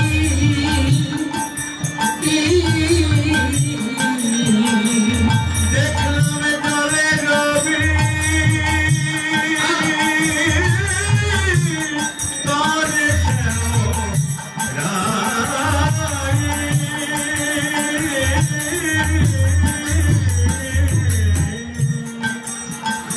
দেখলাম জলে জল ধর্মী সে আছে, জলে জল ধর্মী সে আছে, জলে জল ধর্মী সে আছে, জলে জল ধর্মী সে আছে। আরে নিরাকারে ওই মূর্তি জলে জল ধর্মী সে আছে, নিরাকারে ওই মূর্তি জলে জল ধর্মী সে আছে। কারণ জগতের বুকে ভগবান তিন রূপে সেবিত হচ্ছেন। ব্রহ্মবাদীর কাছে তিনি নিরাকার, যোগবাদীর কাছে তিনি পরমাত্মা সূক্ষ্মাকার, আর ভক্তের কাছে তিনি সাক্ষাৎ ভগবান। প্রমাণ ভাগবত বললেন যে ব্রহ্মতি পরমাপ্নতি ভগবান ইতি উচ্চতে, তাই না? তাহলে ব্রহ্মবাদীর কাছে তিনি নিরাকার, যোগবাদী বা যোগীর কাছে তিনি সূক্ষ্মাকার পরমাত্মা, আর ভক্তের কাছে তিনি সাক্ষাৎ ভগবান। রাধে রাধে। তাই প্রথম ভেবেছিলাম ওরে নিরাকারে ওই মূর্তি, নিরাকারে ওই মূর্তি জলে জল ধর্মী সে আছে, নিরাকারে ওই মূর্তি। জলে জল ধর্মী সে আছে, নিরাকারে ওই মূর্তি। তাহলে নিরাকার মানে কি তার কোনো আকার নেই? কি বলতে চান? নিরাকার মানে কি যার কোনো আকার নেই? দেখো, নির শব্দে বহু অর্থ হয়। নির মানে পাখির বাসা, নির মানে জল। আচ্ছা বলুন তো, জলের অবস্থান কয়টি?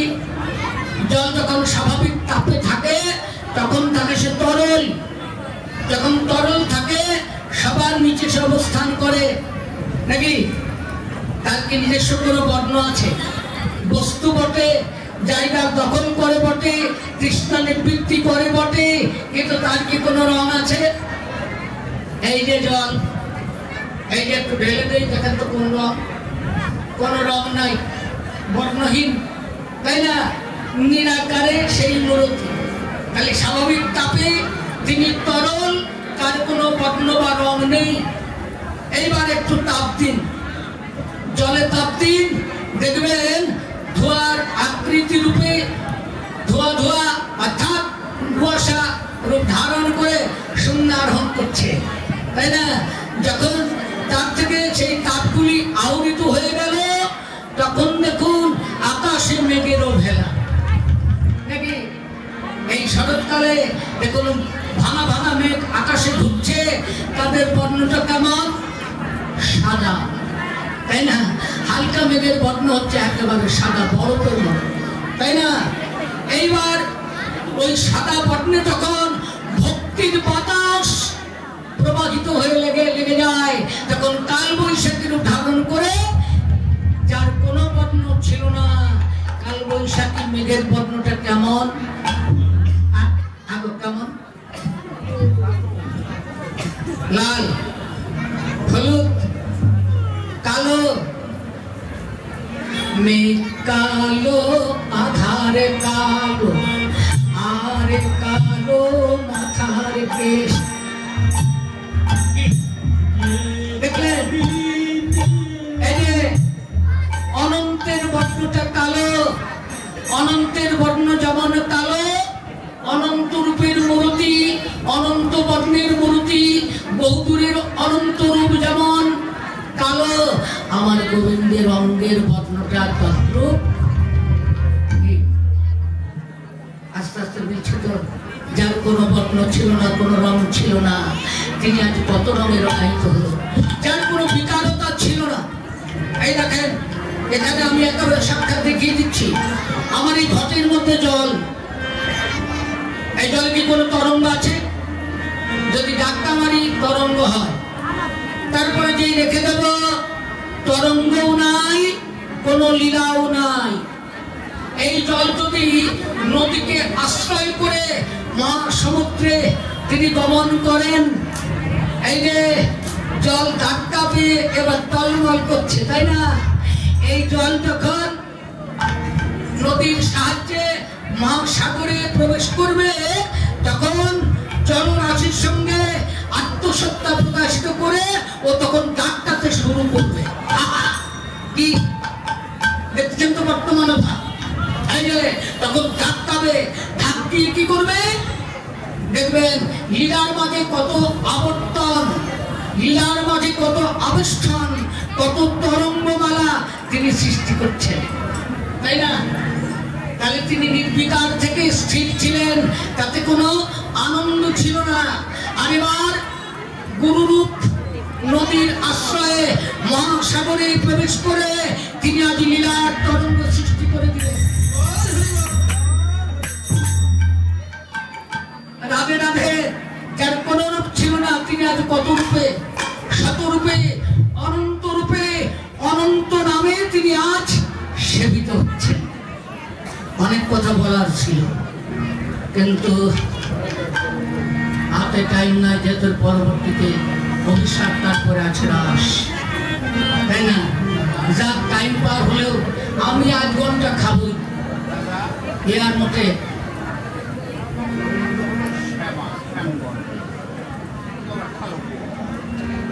কালো কমকে অনন্তের সাংবর্ণটা একটু কালোই দেখায়, অনন্তের সাংরূপ একটু কালোই দেখায়। শ্যামচিক্কন কালিয়া, এই যে কথাগুলো বলেছেন, হ্যাঁ, শ্যামচিক্কন কালিয়া। চিক্কন মানে কি? চিক্কন মানে সরু নয়, চিক্কন মানে চাকচিক্য, তাই না? চাকচিক্যময় বর্ণটাই কিন্তু কালো, তাই না? শ্যাম বর্ণটা ঠিক কালোরই অংশ। হরিব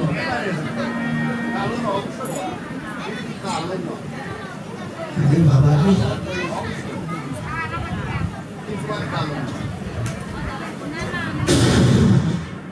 যা পাবি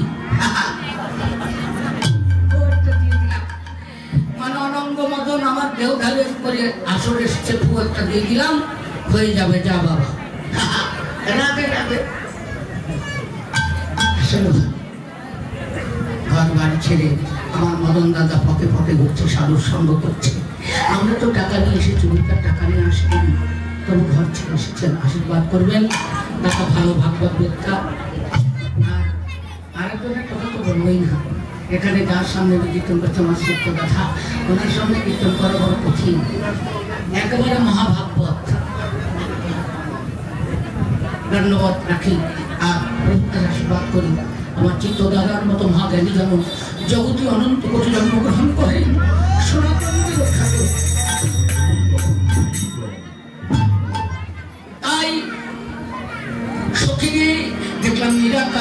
ওই মূরতি নিরাকারে ওই মূরতি চলে চলো ধর্মে সে আছে নিরাকারে ওই মূরতি চলে চলো ধর্মে সে আছে নিরাকারে ওই মূরতি ফুলের চূড়াটি মাথে মোহন মুরলী হাতে ফুলের চূড়াটি মাঝে মোহন মুরলী হাতে ফুলের চূড়াটি মাথে মোহন মুরলী হাতে ফুলের চূড়াটি মাঝে মোহন মুরলী আরে পুরো কানো জলেতে মিশাই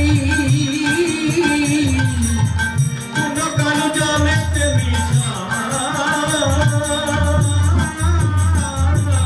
সখিরে যখন আমি জলের তীরে দাঁড়িয়ে ওই দুখানা জলের আরশি মাঝে দেখলাম ফুলের চূড়াটি মাঝে না জানি কোন রসবতী তার ভাবের কাননের কুসুম চয়ন করে ভক্তি সূত্রে গ্রন্থন করে ওই মস্তকে পরিধান করে ওই রূপমাধুরী হয়তো অনন্তকাল সেচে আছে।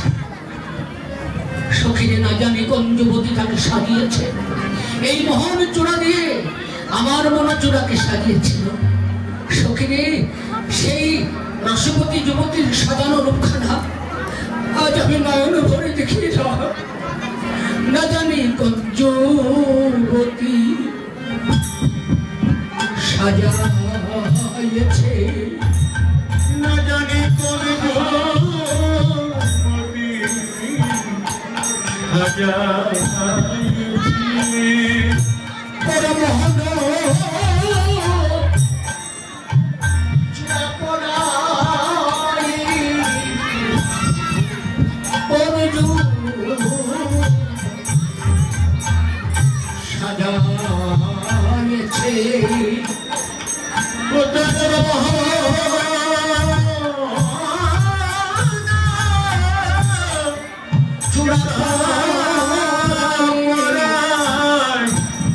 দেখলাম কোন যুবতী সাজাইছে বলেন তো জগতের রমণীর কুসুম চান করে গোবিন্দের জন্য মালা চূড়া গেছে ওই অঙ্গে যখন পড়াই তখন মালা বা ফুলের মতো বিশুদ্ধ সত্তা অঙ্গ ধারণ করে ওই মূরতিটি যখন পড়াই তখন মূরতি মৃন্ময়ী কাষ্ঠময়ী দ্বার মূর্তি থাকে না, তখন রসময়ী মূর্তি হয়ে ভক্তের অঙ্গ সঙ্গ লাভ করে। ভক্ত পায় ভগবানের সঙ্গ, ভগবান পায় ভক্তের সঙ্গ।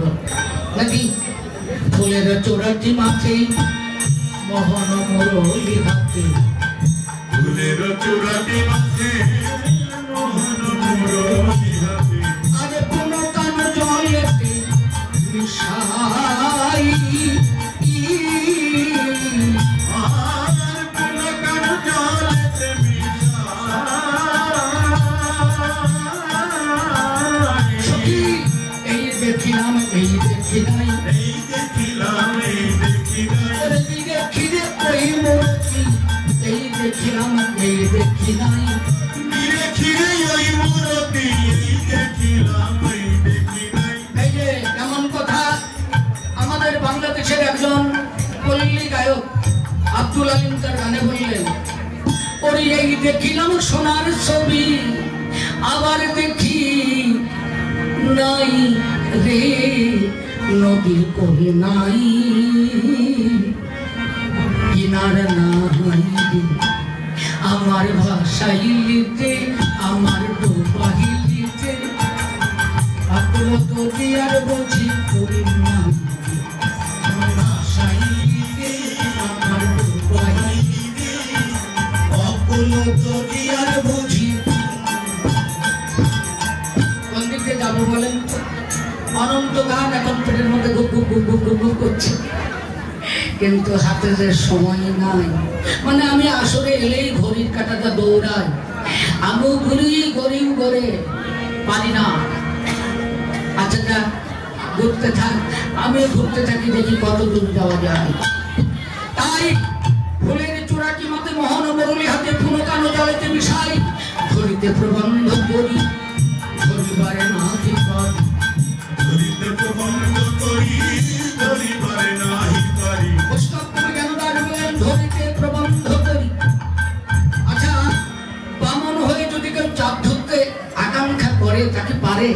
কিন্তু স্বার্থ সবারই হয় যে চাঁদটাকে একটু ধরি, তাই না? ছোট্টকালে মা শিখিয়েছিল, ওই যে বাবা চাঁদ মামা চাঁদের কপালে চাঁদ টিপ দিয়ে যায়, তাই না? কারণ জগতে আনন্দ ঘন বস্তুকে না ধরতে চায়।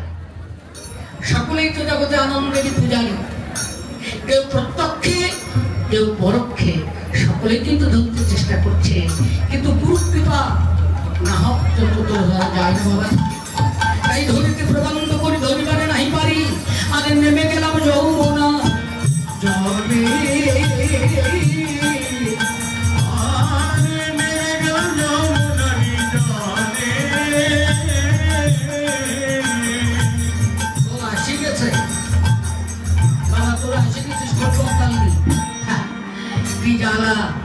মানে কোনো বাড়িতে যদি মানুষ মারা যায় প্রথমে এক সময় কান্না রোল ওঠে, তারপর ছেড়ে যায়, কিন্তু খোল করতাল নিয়ে যখন শ্মশানে নেওয়ার জন্য আবার কীর্তনীয়রা প্রবেশ করে, তখন চিন্তা করে এইবার তো শ্মশানে নেবে, তাই না? তো ওরা এসে গেছে। এখন আমার মনে হচ্ছে কি জানেন, যে আমার দাদাই এখন শ্মশানে যেতে হবে, এই আনন্দের বাজার ভেঙে দিয়ে আমার শ্মশানে যেতে হবে। দাদা বাবা, এখন আমি কি করি রে বাবা, আমার তো গান মধ্যে রি করছে, আমি কিছু করতে পারলাম না। পেটের মধ্যে পথ খালি খবর করছে। আচ্ছা যাক, এই ধরিতে প্রবন্ধ করে ধরিবারে নাই পারি, নেমে গেলাম যমুনার জলে। হে বইল মমকাল না দিলাম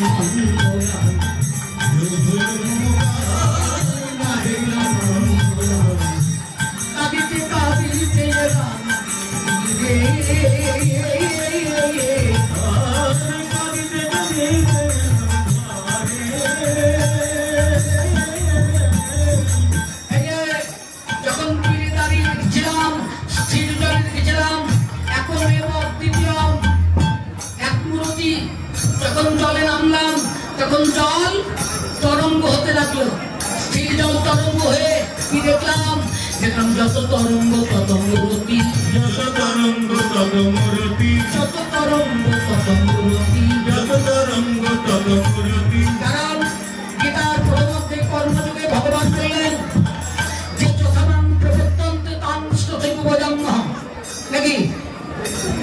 কিন্তু পরে কি বললেন? মামে বজে প্রবর্তন্তে মায়ামেতং তরন্তি। এক থেকে বহু, বহু থেকে এক, ওয়ান ফর্দার ইউনিভার্সাল, একের মধ্যে বহুত্ব, বহুত্বের মধ্যে এক। আসে স্যার হয় না। আচ্ছা যাচ্ছি, আরে তোরা কোন দল রে? এ কোন দল? জল না ধাপ? আরে তোরা তারা আয় আয় বাবা, আমার মাথায় বাড়ি দিবি রে বাবা, কি সর্বনাশ করলি আমার, আমি দেখেও কোন করতে পারবো না রে বাবা। আচ্ছা যাকে যারা আসেন, আমি কিছু করতে না পারলেও আপনারা কিছু করে যান। মানে রাত্রিতে কোনো ভোগী ভিত্তি করে না, আমরা কীর্তনিয়ার এতগুলো ভোগীদের ভোগী রাত্রিতেও সারি না। ভিক্ষেটা দেন আর আশীর্বাদ করেন, আমরা যেন জন্মে জন্মে ভোগী হয়ে জন্মাই। কারিগরা যতই ওকে ভিক্ষে যেন আমাদের কাছ থেকে না নামে, তাই ভিক্ষেটা দেন। আমার দুই ছেলে যাচ্ছে, ভিক্ষেটা একটু ঠিকমতো দেন। আর ওরা আসছে, আমার মনোরঞ্জন দাদাবাবু আসছে। এখন আমি ওনার দাদাবাবু না, উনি আমার দাদাবাবু, যাই হোক একটা কিছু তার মুখে অভিশাপ শ্রবণ করবেন। এর পরবর্তীতে আসছে রাসপালা, নাকি? মহান মহান পালা রয়েছে, অপেক্ষা করুন। তাই রাধারানী স্বামী রূপের কথা বলিতেছিল বসি, হেন কালে বৃন্দাবনী বাজল অভিশাপের বাঁশি। সখী সনে রূপের কথা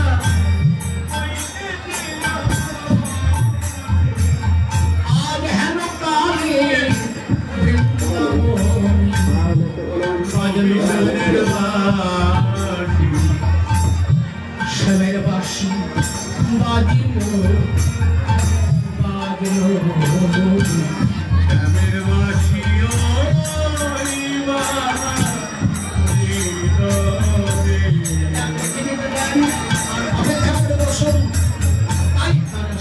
জেলা